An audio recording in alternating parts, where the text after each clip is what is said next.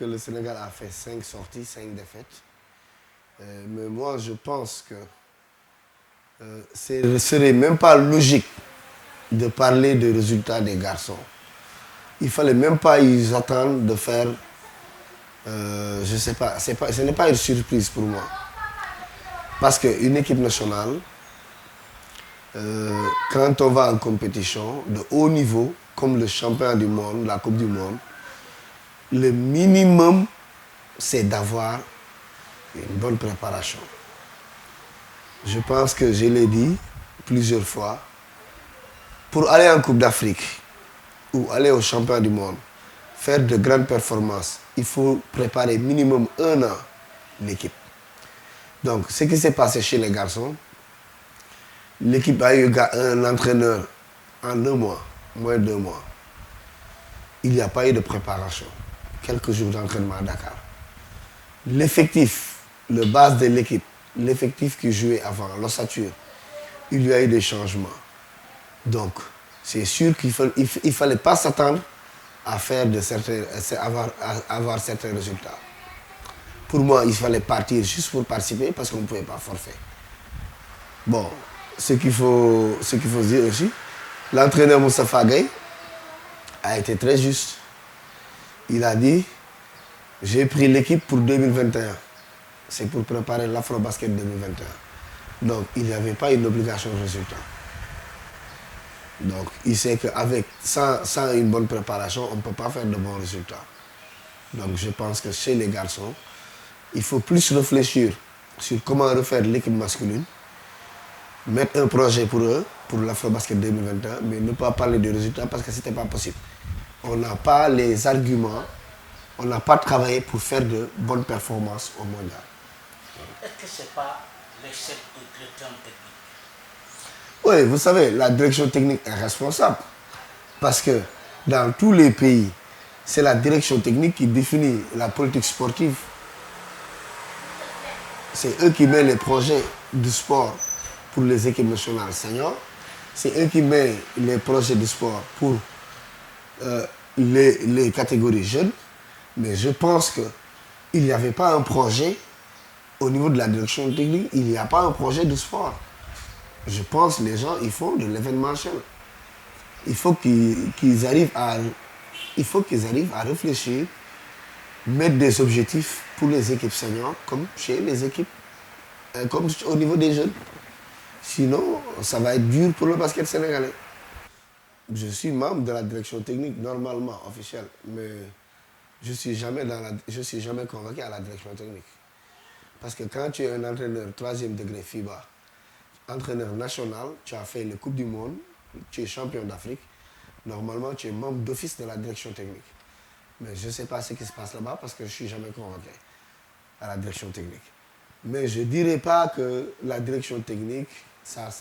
Tout ce que je sais, que la direction technique doit mettre un programme clair, une bonne politique sportive pour la formation des jeunes et des encadreurs. Et faire des objectifs clairs pour les équipes seniors.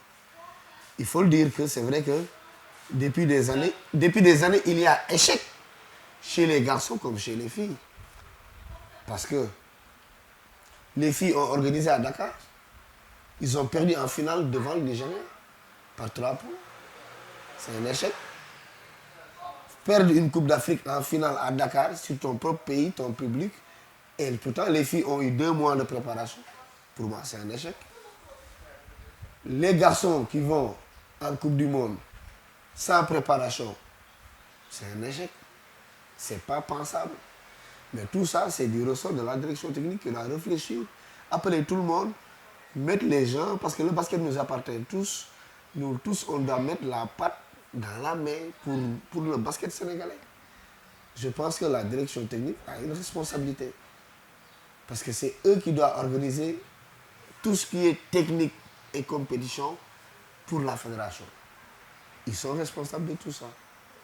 Oui, vous savez, changer l'entraîneur, l'histoire de l'entraîneur, c'est quelque chose qui est très très complexe. Parce que moi, je suis entraîneur.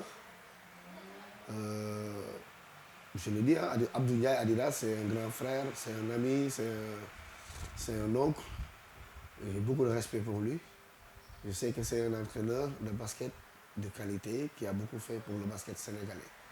En tant que joueur, en tant qu'entraîneur.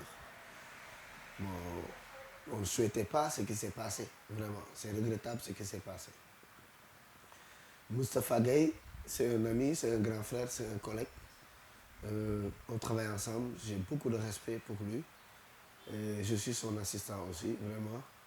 Tafa, c'est quelqu'un qui a beaucoup fait pour le basket sénégalais, il faut le dire. Il est 2 fois champion d'Afrique. Il a fait plusieurs Coupes du Monde. Donc c'est un entraîneur qualifié. Mais pour moi, ce n'est pas un problème d'entraîneur. C'est un problème de structure et d'organisation. C'est vrai que Abdou Ndiaye, il a fait 1 an de préparation. De changer en 1 mois des compétitions, est-ce que c'est la bonne décision? Ça, c'est un responsable. Parce que je ne maîtrise pas aussi qu'est-ce qui s'est passé réellement entre Abdou Ndiaye et la fédération. Je ne maîtrise pas le problème, je ne sais pas ce qui se passe. Mais je pense que ça ne devait pas se passer comme ça. On ne souhaitait pas que ça se passe comme ça avec Abdou. Ça, c'est un choix. Maintenant, c'est eux qui décident. C'est les responsables du basket, c'est eux qui décident. Quand ils décident, on est obligé d'accepter. Voilà. Est-ce que ce n'est pas le moment de changer de direction technique? Non, vous savez, changer la direction technique, moi je suis mal placé pour le dire. Parce que si je le dis, les gens vont penser que parce qu'actuellement je ne suis pas nommé à la direction technique. Je suis un entraîneur qualifié. Je dis, moi je suis un entraîneur qualifié qui a fait toutes mes preuves au Sénégal. Et je suis entraîneur national, je suis champion d'Afrique. Je suis un entraîneur comme tout le monde. Si je dis qu'il faut changer la direction technique, ils vont penser que parce qu'actuellement je ne suis pas nommé à la direction technique. Mais les gens savent bien si on doit changer la direction technique ou pas. Les gens, ils le savent. C'est ce qui sont dans le basket. C'est ce qui gèrent le basket. C'est ce qui sont autour du basket. C'est ce qui travaillent pour le basket. Savent si la direction technique doit être changée ou pas. Ça, ils le savent. Mais moi, je parle bien parce que je suis mal placé. Si je le dis, ils vont penser que parce que je ne suis pas là-dedans. Oui, vous savez, Youssou, c'est son point de vue en tant que joueur de l'équipe. Parce qu'il faut l'accepter. Maintenant, Youssou, c'est un cadre dans l'équipe. Il fait partie de l'équipe, de la base de l'équipe de l'ossature. Donc ça, c'est son point de vue. Mais moi, j'ai été très clair, je vous ai dit que une équipe, les champions du monde, ça se prépare sur 1 an. Sur 1 an. Pour faire de très bonnes performances. La Coupe d'Afrique, ça se prépare sur 1 an pour pouvoir la gagner. Maintenant, quand on a vu par rapport à la situation des garçons, juste moins 2 mois, c'est moins 2 mois de préparation à Dakar. 2 matchs en Italie, 2 matchs en Turquie, je pense. Je ne sais pas, je sais à peu près, ils ont fait 4 matchs. Et quel genre de match? On ne sait pas. On ne l'a pas vu, on n'a pas vu les matchs qu'ils ont fait. Mais je sais qu'ils ont fait quelques matchs. En Turquie, en Italie. Et en Chine, arrivé en Chine avant la compétition. Donc, cette manque de préparation, d'abord, il y a le collectif. Ils n'ont pas eu le temps pour avoir du collectif. Une équipe, c'est une machine. C'est des gens qui jouent ensemble pour que l'équipe soit soudée et rodée. C'est ce que veut dire Youssou Ndoye. Il faut qu'ils s'entraînent ensemble. Il faut qu'ils jouent ensemble pendant longtemps pour qu'il y ait une cohésion. Ça, c'est important. Deuxième chose, il y a l'aspect physique.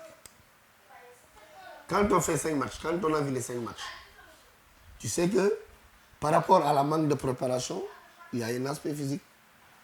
Vous avez vu les matchs de Sénégal, ils arrivent à tenir au premier quart-temps, à la mi-temps, et après, derrière, il n'y a rien, parce que physiquement, l'équipe baisse. Le premier match, tu peux tenir, le deuxième match, tu peux tenir, mais à partir du troisième match, s'il n'y a pas une bonne préparation, tu ne vas pas tenir physiquement jusqu'au bout. On a vu des matchs où le Sénégal a tenu jusqu'au troisième quart-temps, mais après, à la fin, il y a la fatigue.